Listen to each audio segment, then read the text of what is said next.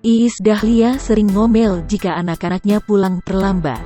Devano dan Nendra jengkel sampai memberi nama kontak khusus untuk ibunya di ponsel.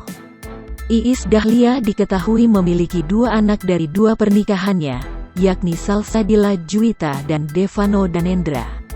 Kedua anaknya tersebut kini juga mengekor jejak ibu mereka di dunia tarik suara. Rupanya, Iis Dahlia merupakan tipe ibu-ibu yang tak bisa tidur jika kedua anaknya belum pulang.